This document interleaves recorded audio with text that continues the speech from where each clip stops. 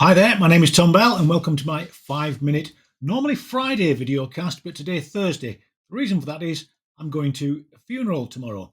Going to funerals gets you to think, doesn't it? So I'm an author, I'm a consultant, I'm an educator, I'm a speaker, and a trainer. I'd like to talk about legacies and soul and the meaning of life. Yeah, just a light subject for a Thursday afternoon.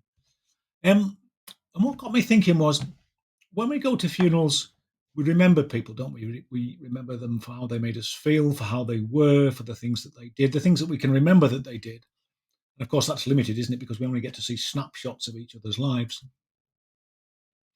And there's something about legacies, leaving legacies, isn't there? I don't mean the financial sense, but what is it we want to be remembered for?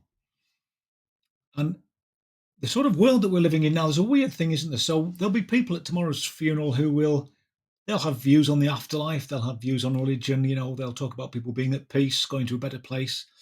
I was watching an advert the other day, right? Some chartered marketer. I was a chartered marketer for 20 years. So I'm always watching adverts and seeing, well, what are they trying to do there? What are they trying to say there?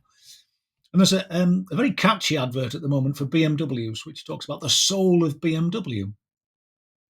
I think that's sort of a groundbreaking step forward in advertising. Now, I'm not saying it's a good step forward, but it's a groundbreaking step forward because we're now taking maybe 30 years ago, advertisers started to realize that building your brand wasn't about building the message about how effective, how useful it was, or the quality of it. It was about how you could make people feel about consuming it and using it and being part of it, creating tribes and all those other sexy phrases that we hear marketers talk about.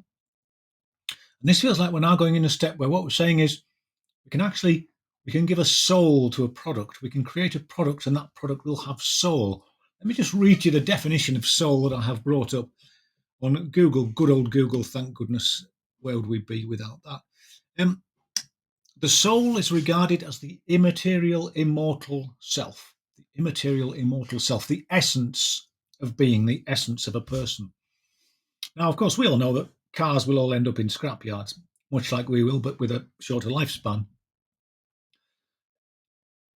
Have we reached a point now in society where we are trying to find so much meaning in consumption that we are about to disappear up our own? Um, it seems that this move towards gaining satisfactions and seeking meaning in consuming is it taking? I think it might be taking us away from human connection, from the things that matter. So the things that will be talked about tomorrow, when we're talking about the memories of the people being buried tomorrow, and it is unfortunately a double funeral, we'll be talking about how they made us feel, the emotions they expressed, the connections they made.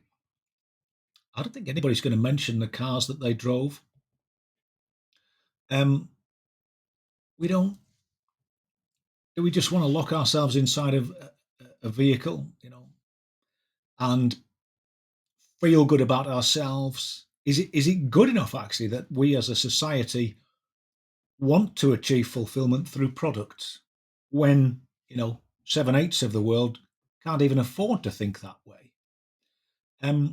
It just struck me as a bit weird and a bit interesting, I guess, but like almost like a new stage of advertising, that we're moving in a new direction where brands are now going beyond the point of trying to gel with us through empathizing with us and actually talking about soul. Bit weird. Anyway, speaking of the soul of BMW, if it had a soul, it would be quite a dark one.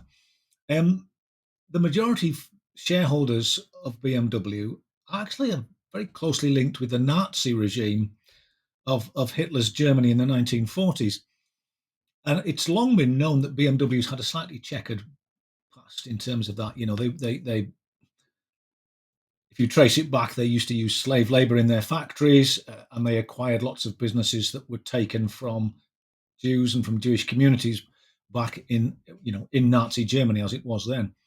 So the legacy that BMW has is a pretty dark-hearted one. So I guess if I was them, I might be slightly uncomfortable talking about the soul of BMW. I'm not suggesting, by the way, that if you drive a BMW or you like BMWs, that you're some kind of dark-hearted demon.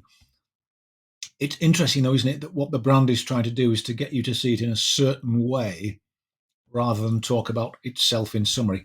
I don't suppose that would sell many cars, would it, if they advertised the fact that they used to employ slave labour and that many of the people who worked in their factories actually died on the job, or some were even executed. That's a happy note to finish a broadcast on, isn't it? But so, yeah, so where are we going? Are we going to consume ourselves up our own backsides? Watch this space. I guess only time will tell. On that note, I hope you have a good weekend. Stay safe, stay solvent, and stay sane if you can. Thanks again. Ciao.